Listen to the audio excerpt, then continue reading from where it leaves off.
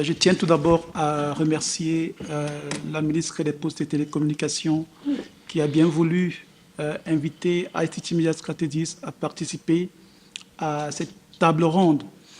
Et je vais davantage insister sur les recommandations qui me semblent être pertinentes, que l'on doit retenir de ce forum. Durant ces journées, nous avons reçu plusieurs panélistes ici. Plusieurs propositions, plusieurs suggestions ont été formulées.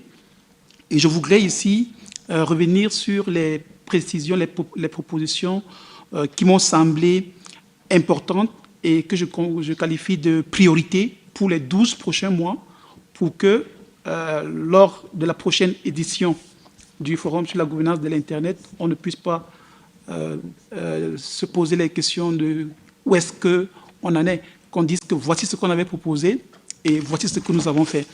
Alors, la première des priorités, à mon avis, c'est de faire communiquer les administrations au public. Le constat aujourd'hui, c'est que ce sont les citoyens camerounais qui transportent les données d'une administration à une autre. On ne devrait plus demander à un citoyen de faire ce transport de données. C'est davantage les administrations qui doivent transporter les données et éviter les déplacements aux populations.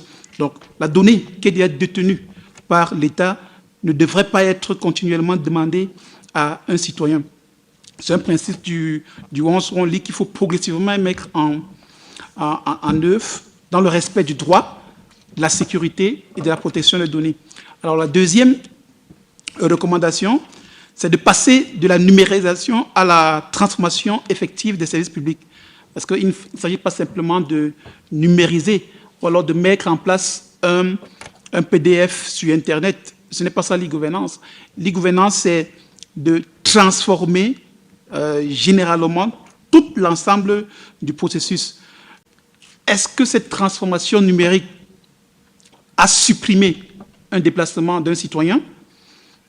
Est-ce que cela a supprimé un délai ou est-ce que cela a permis à ce que le citoyen puisse payer avec les moyens électroniques que nous avons? Donc, si la réponse est non, alors on a simplement informatisé sans pouvoir transformer le service public. Il faut absolument transformer les services numérisés pour que le citoyen ne puisse pas se déplacer ou alors puisse facilement accéder à ces services publics-là à partir de son domicile. L'autre question qui a été abordée, c'est la confiance qui a été évoquée non seulement par l'Antique, mais également par plusieurs autres intervenants. C'est que la cybersécurité, la protection des données personnelles, l'identité numérique doivent être disponibles et les plateformes doivent être conçues dès le départ. Alors, quels sont les projets structurants pour démontrer rapidement l'interopérabilité? Moi, je pense qu'il y a des parcours qu'il faut prendre en considération. Le premier parcours, c'est la naissance. Le deuxième parcours, l'entrepreneuriat. Et le troisième parcours, le paiement. Alors, lorsqu'un enfant naît, il faut que dès sa naissance, il soit enregistré et que ce numéro-là puisse le suivre de manière progressive chaque fois qu'il aura besoin plus tard d'un service public. Le DGSN, la DGSN a évoqué cela ici, de l'importance d'une identité numérique. Il faut absolument que cette identité numérique soit mise en place. Deuxièmement, l'entrepreneuriat. Lorsqu'un jeune veut créer une entreprise, il faut que l'ensemble des procédures soient disponibles en ligne. L'exemple de l'Estonie est très important. Le Cameroun peut dupliquer cela. Toutes les procédures peuvent être faites en ligne et le jeune reçoit simplement tous les documents dont il a besoin pour lancer son entreprise. Maintenant, les paiements, il faut que lorsque les taxes et les droits sont payés, tout cela soit payé de manière électronique sans pouvoir aller déposer du cash. Je pense que certaines administrations comme la CNPS, qui va certainement prendre la parole tout à l'heure, ont déjà commencé ce processus-là qui permettent de payer à distance à partir de chez soi. Les impôts ont également amorcé cette initiative-là. L'ensemble des services étatiques doivent pouvoir le faire.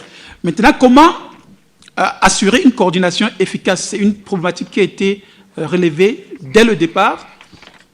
Et la représentante de l'UIT a indiqué ici que les bonnes pratiques voudraient qu'il y ait une institution nationale qui gère l'ensemble des projets de digitalisation de l'administration publique.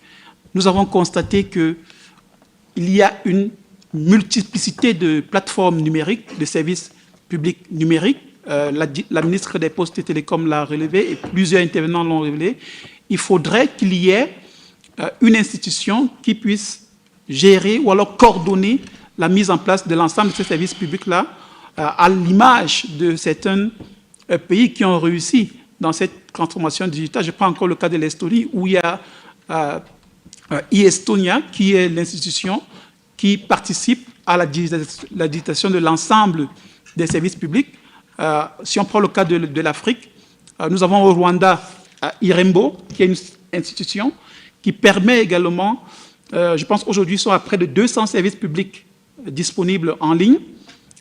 Au Bénin, il y a la CIN, et au Sénégal également, il y a une institution spécialisée dans la gestion de la digitalisation. Maintenant, au niveau des acteurs privés et de la société civile, ils doivent également contribuer.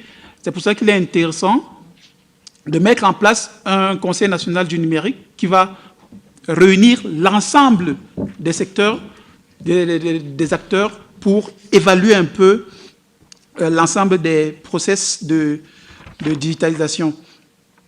Je vais encore intervenir par rapport à une continuité de cette initiative qui est le Forum national, le Forum sur la gouvernance de l'Internet. Nous organisons du 14 au 17 octobre, le salon IGOVA, qui est le salon de l'e-gouvernance et de la transformation digitale, qui va permettre également de montrer, cette fois-ci, l'ensemble des solutions digitales qui ont été mises en place par les acteurs publics.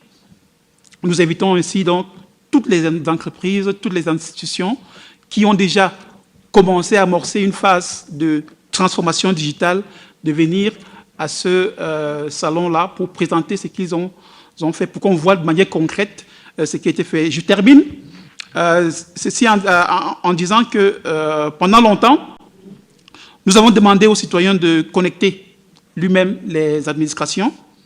Un citoyen prend un document dans une administration, il traverse la ville, il fait une photocopie, il se rend dans l'administration B, il paie, il revient, et parfois on lui demande même de produire un autre document d'une autre administration. Donc, le constat aujourd'hui fait, c'est que le premier acteur de l'interopérabilité au Cameroun, ce sont les usagers, les citoyens, ce qui ne devrait plus être le cas. Ce qui est important aujourd'hui, c'est que les données circulent de manière sécurisée, responsable et dans le respect de droit pour que les Camerounais, eux, ne circulent plus assez comme aujourd'hui ils le fassent. La meilleure communication sur la transformation numérique de l'État, c'est un service public numérique qui fonctionne. Donc voilà, en résumé, ce que je pourrais suggérer comme proposition à mettre en place pour les 12 prochains mois, pour que lors de le prochain forum sur la gouvernance de l'Internet, on puisse venir dire voici ce qui a été fait par les acteurs du secteur. Merci.